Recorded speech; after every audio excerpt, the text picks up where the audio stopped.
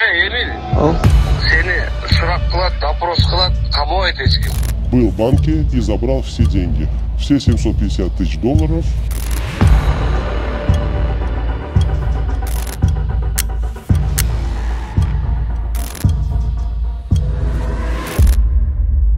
Бүгүн биз сиздерге азыркы бийликтеги кой терисин жамынган Кашкыр жөнүндө айтып беребиз. Бүгүнкү чыгарылыштын каарманы контрабандист, коммерсант, интригант. Эки элди бириктирбеген, бир үйдү зээриктирбеген Матраимов менен Көлүбаевдин кол баласы Улан Ниязбеков жөнүндө болмокчу. Эң алгач анын тарых таржымалына токтоло кетсек.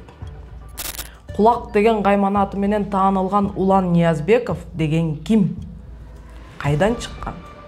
Жана кандай механизмдин күчү менен бүгүнкү карьералык максатына жетише алды? Сиздерге бүгүн ушу жаш өзүңүздөрдүн ичиңиздерден чыккан бир кадрды министр кылып убактылуу даярдап атам. Сырттан мисалы азыр бирөөнү алып келип койсок, анда ал деле жакпайт силерге. Мына ушу генералдардын арасынан койсок, бул деле жакпайт. Ушинтип баштайт. Ошон үчүн убактылуу кабыл алып коюңуздар, убактылуу бир айдын ичинде ишин көргөзө алса, анда калат, көргөзө албаса дагы аны көрөбүз да. ИИМдин министри делген Улан Ниязбеков карьерасын ИИМдин 7-чи бөлүмүнөн баштаган. 7-чи бөлүмдү коомчулукта көбү биле бербейт. Билгендер болсо ал жакта тыңчы, агент, чалгынчылар, душмандарга каршы жашыруун иштешет деп билишет. 7-чи бөлүмдөгүлөр Советтер Союзу учурунда элди, жерди сактайм, тилимди, тарыхымды жандандырам, өнүктүрөм деген мекенчил элдин каймактарын НКВДга салып берип, атууга кетирип турган. Булар иштен чыккан ири жылаандар болгон. Учурунда алар улуттун каймактарын интрига уюштуруп, колго түшүрүп, каралап, элге жаман көрсөтүп жок кылдыртышкан. Мындайча айтканда өздөн чыккан өрт жаман, өзөктөн чыккан жат жаман болушуп, СССРдин катаал саясатына биздин чыгаандарды курмандык кылышкан. Азыр деле бул 7-чи бөлүмдөгүлөр жемкорлорду, контрабандист, криминалдарды ашкерелеген чындыкты айткан жарандардын, журналисттердин, акындардын, патриоттордун сары изине чөп салып, аңдуу, тыңдоо, видео капкан коюу, каралоо, ич кийиминен өйдө казуу менен алектенишет. Мындан сырткары бул 7-чи отделге окшогон дагы 10-чу, 5-чи отделдер деген дагы бар. Буларда ошондой эле ыплас иштерди жасайт. Жемкор өкмөт бул шпиондорго катардагы мамлекеттик кызматкерлер жана карапайым элге караганда жакшы көңүл бурат. ИИМдин бул бөлүмүнүн кызматкерлери камоо, куугунтуктоо, каралоо, сценарийлерин түзүү менен алектенип жүрүшөт.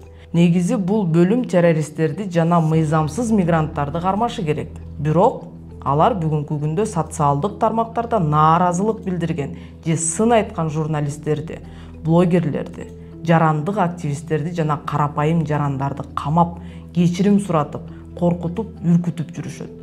Мына ушундай милицияны азыркы ички иштер министри Улан Ниязбеков түптөдү. Айтмакчы, мына ушул иликтөө чыгаардын алдындагы бир белгисиз адамдар кеңсенин жанына келип бизди сүрөткө тарткылашкан. Жана ошондой эле менин да үйүмдү тегеректеп кыдырышып, тепкичке дере чыгып, эшиктин оозуна дере барып тыңшашкан. Анан аларды сүрөткө тартып баштаганда качып кетишкен. Мына ошол Улан Ниязбековго кантип кой кайтартып коюшканы жөнүндө азыр айтып беребиз. Жок, координация кылып койбойлу, качап, координация кылып койбойлу. Мутуңга мен кетем барсың. Булары куп чыксын, жүрөгү тоодой болуп калсын дешип, Болот Назаровго наркотик. В декабре у Темирова в квартире нашли видеокамеру, Wi-Fi роутер, самодельный блок питания, микрофон и несколько проводов. Улан Ниязбековдун моралдык принциптери жок. Буга ички иштер министрлигинин кызматкерлеринин шалаакылыгынан улам өлтүрүлгөн Бурулайдын кейси далил. Ошого байланыштуу коомчулук Ниязбековдун кызматтан кетишин талап кылган. Бирок Ниязбеков катасын мойнуна алып, сыйы менен кызматын тапшырып кетип калбай, милиция кызматкерлерин жарандык кийимчен анти-митингге чыгарган.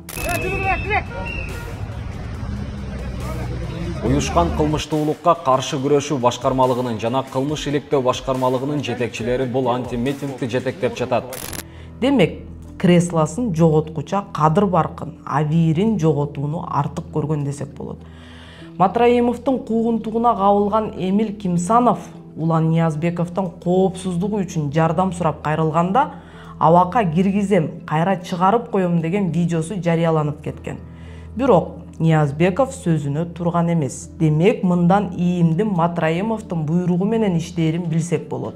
Звоним начальнику секретной службы МВД 7-го управления МВД КР. Ламбайке geçer, что я так поступаю. Эмиль. Ал? Короче, мындай кыл. Сен кел. Сени сурак кылат, допрос кылат, камабайт эч ким. Мен сагачы, мен сага. Өзүм киргизем, мен сени өзүм чыгарам. Эртең эгерде чыгара албай калсам, ошол жерде сен айт, булган экен бизнес. Биз коопсуздугубузду кимге ишенип тапшырганбыз? Эмилбек Кимсанов ошол байланышканда сиздин атыңызды бир нече жолу атады эле. Ушул боюнча комментарий бере аласызбы? Кандай байланышыңыз бар? Иштер боюнча мен маалыматым жок. Ал менден башка улан дегендер бар болгондур, может. Мына жаңы жумушка кирсек, тактап көрөйүк. Тергөө кызматында ошол убакта менин массалык маалымат каражаттар аркылуу билген кылмыш иши бар экенин.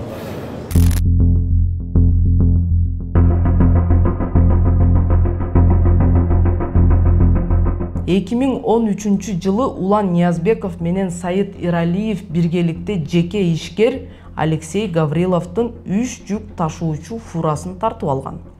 Гавриловдун айтымында Саид Иралиев менен Кримтөбөл Камчы Көлбаев жакын ымалада болгон. Иликтөөнүн жүрүшүндө бул 3 жүк ташуучууна кандайдыр бир жол менен ИИМдин финансы, экономикалык башкармалыгынын балансына түшүп калганы белгилүү болду. Уйга жүгөн салабы, үйрөнгөн адат калабы демекчи, анын мындай адатын тышкылык жоруктары бүгүнкү күндө да уланып келет. Улан Ниязбековго баш ийген милиция кызматкерлерине карата арыз түшкөн. Анда милиция кызматкерлери жөнөкөй адамдардын 12 унаасын жиксиз жоготкон. Анын кожоюндары тирүү. Документтери бар болсо деле унаалардын ээси жок деген шылтоо менен соттор милициялардын пайдасына чечим чыгарып беришкен. У нас, короче, построение здесь. Ключи делали, аварийное вскрытие. Такой ход раз видели? Один на одном ключе, короче, вот, запрограммировали. Подходит не только к этим двум, еще тут несколько машин. Вот. Чтобы вы понимали, вот смотрите, я нажимаю. Но не заводит, правда, вторую машину. Багажник нажал, закрываются оба. Аны менен эле калып калбай милиция кызматкерлеринин катышуусунда $750,000 карактоо, талап, тоноо болгон. Бул боюнча бизге Орусиянын жараны кайрылган.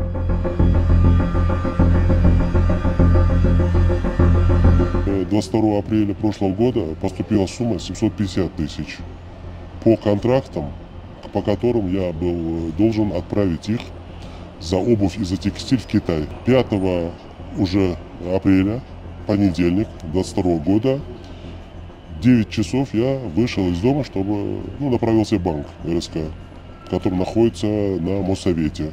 Со мной были уже действующие контракты, по которым мы должны были деньги отправить в Китайскую Народную Республику. На выходе, значит, меня кто-то окликнул, я увидел машина Камри, оттуда вышел, значит, мужчина лет 45 в гражданской форме. Подошел и представился как майор Чуйской областной ГУВД Курманалиев Чингис, начальник отдела службы криминальной милиции. С ним были еще двое его сотрудников, впоследствии я узнал. За рулем сидел Эрмек Сатиев, капитан, в ранге капитана, работник этого же отдела Чуйского ГУВД. А рядом со мной стал Аделет Джунышалиев, тоже капитан, тоже его сотрудник. И попросили меня сесть в машину, поехать с ними в ГУВД. Видеодон Чүй рейбинин кызматкерлери үйгө саат 8ге жакын келгенин байкаса болот. Ошол эле маалда белгисиз бир киши банкка бизнесмендин жасалма чеги менен келет. Рейипте ишкер саат 3:30га чейин кармалып турат. Дал ошол убакытта шылуун $750,000 алып банктан чыгып кеткен. что Арзенбек еще понедельник, за день до этого, когда меня держали ГУВД, был в банке и забрал все деньги наличными. Все 750 тысяч долларов. Арзенбек пропал, значит, телефоны отключены, никаких не было ясности. И после этого я уже был вынужден обратиться в ГКМБ. Акчаны Улан Ниязбековдун жардамчысымын деген киши алып кеткен. Ал эми бул сүрөттө ал кишини Садыр Жапаровдун жанында көрүүгө болот. Соттук териштирүү дагы деле уланууда. Бирок бул иш боюнча соттун чечими кандай болорун божомолдой деле алабыз. Ал эми 750 000 доллары ишкерге кайтарылган эмес. Улан Ниязбеков Садыр Жапаровга чоочун адам эмес. Улуттук коопсуздук боюнча мамлекеттик комитеттин мурдагы жетекчиси Абдил Сегизбаев дебатта Садыр Жапаров кезинде Улан Ниязбеков аркылуу кантип кредит алып жүргөнүн айтып чыккан. Бул жерде бир гана өзүнүн помощнигин эмес, мына азыр министр внутренних дел болуп жүрбөйбү? Жигит Ниязбеков. Ал дагы ушул Садыр Жапаровго ошол банктан 2001-жылы 138 000 доллар алып бериптир. 138 000 доллар. Буну да төлөбөй кетиптир.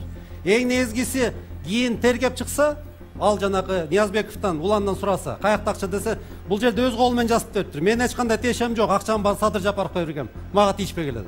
Демек, Садыр Жапаров менен ысык мамилеси анын креслосын сактап келет десек болот.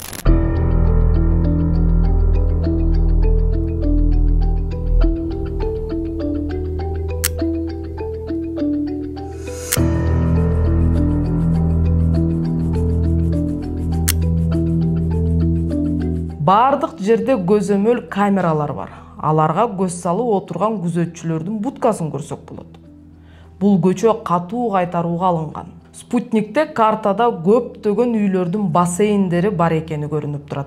Бизге жеткен маалыматтар боюнча Улан Ниязбеков ушул көчөдө жашайт.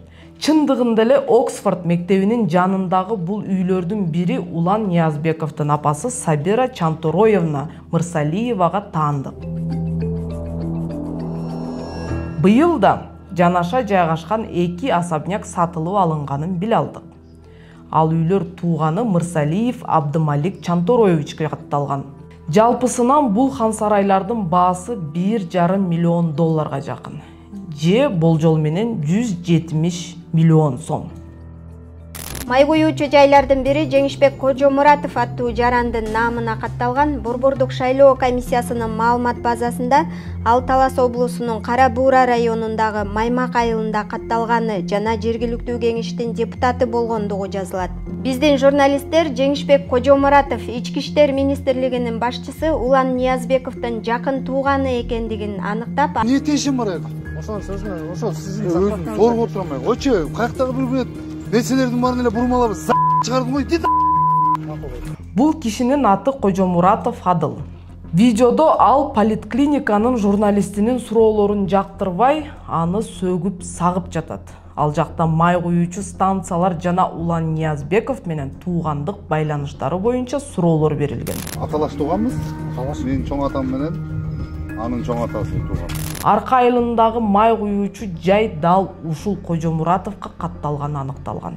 Жергиликтүү тургундар бул ушул май куюучу жай Тажикстанга контрабанда жолу менен май ташыйт деп күмөн санашаарын поликлиникага билдиришкен.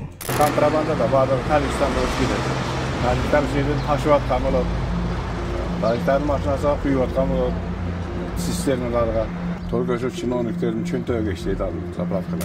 Бул май куюучу станция Oil Company Москва деген юридикалык жак аркылуу отчет берерин аныктадык. Бул май куюучу станциянын негиздөөчүсү жана директору Улан Ниязбековдун агасы Мырсалиев Абдымалик. Жогорудан кеп болгон хансарайлар ушул адамга катталганын эске салабыз.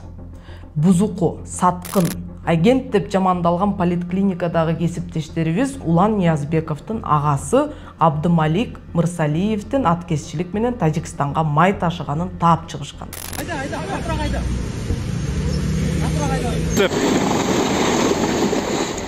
Сосновка, Баткен жолунда күйүп кеткен күйүүчү май ташыган цистерналар көп эле жаңылыктарга чыгат. Жакында эле күйүүчү май ташыган автоцистерналардын бирин өчүрүп жатып, 2 милиция кызматкери каза болду. Скончался Орузмамат Акуналиев, пострадавший в результате ДТП на перевале Туашу. Орусия Кыргызстанга мунай продуктуларын экспорттук пошлинасыз башка өлкөлөргө караганда арзан сатат. Бирок Кыргызстандын расмий түрдө кайра сатууга укугу жок. Ошондуктан көп жылдан бери Тажикстанга күйүүчү, майлоочу майларды жашыруун сатып келишкени маалым болду. Ниязбековдун туугандарынын май күйүүчү жайы жайгашкан арка айылында чек ара тосмолору жок. Тажикстандан каалаган адам келип эч кандай бажысыз бензин ташыса болот. Аталган Москва нефть компаниясынын 3 май күйүүчү жайы бар.